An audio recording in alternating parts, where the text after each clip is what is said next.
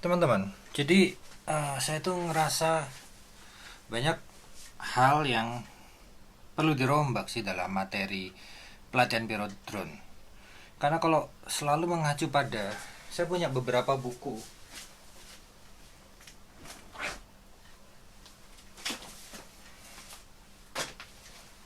Ini adalah buku-buku materi drone, teman-teman.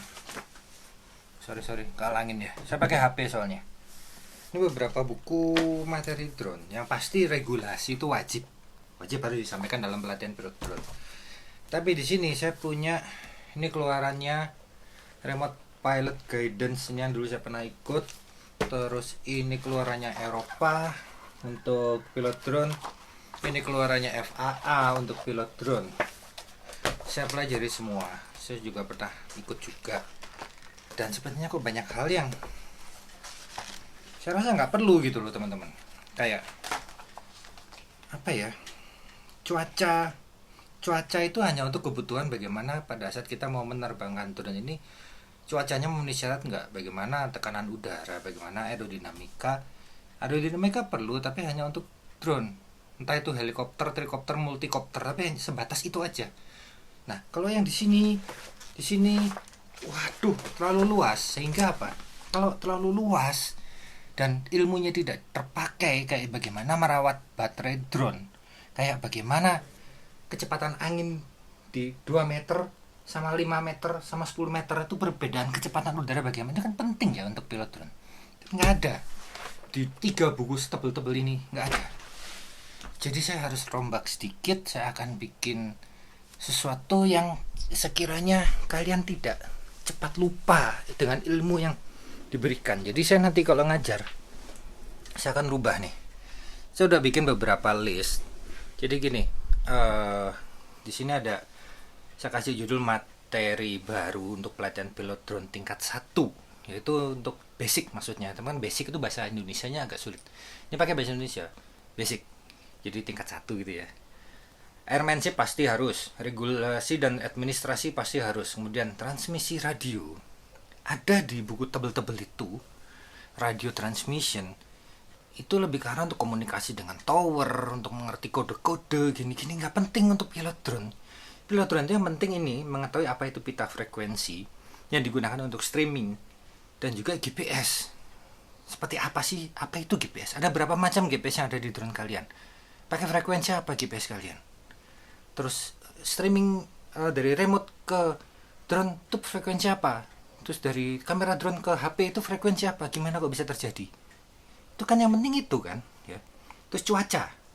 Kalau di buku tebel-tebel itu ada weather, cuaca ya. Cuman saya akan lebih arahkan lagi untuk kebutuhan teman-teman pilot drone. Jadi cuaca ini mengenai kelembaban. Bagaimana kelembaban mempengaruhi drone kalian? Kemudian angin, bagaimana angin mempengaruhi drone kalian, seperti tadi itu yang saya katakan. Karena ada perhitungan matematis yang simple dan sangat penting digunakan kalian nanti pada saat mau menerbangkan drone. Kemudian kerapatan udara.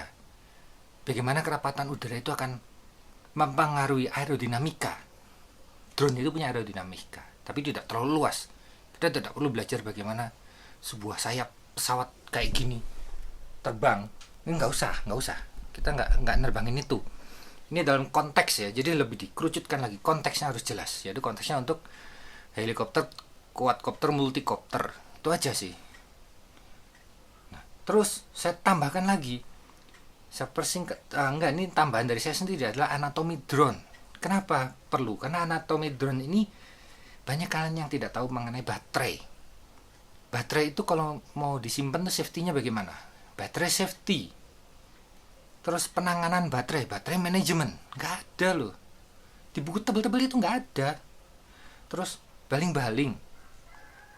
Apakah baling-baling ini masih gupil sedikit, apakah masih bisa, apa sudah harus diganti? Itu harus disampaikan dalam pelatihan pilot drone. Basic atau dasar atau tingkat 1. Kamera. Terus kameranya akhirnya salah beli drone karena nggak tahu spesifikasi sebuah kamera drone. Drone yang berkamera itu punya spesifikasi kamera, nggak asal-asalan. Terus ini murah, ini cuma 1 jutaan, begitu terbang di shoot, loh kok jelek sih hasilnya. Ya karena tidak tahu tentang kamera. Itu harus disampaikan. sensor, bagaimana sensor drone itu bekerja, kemudian aerodinamika itu sendiri dari drone.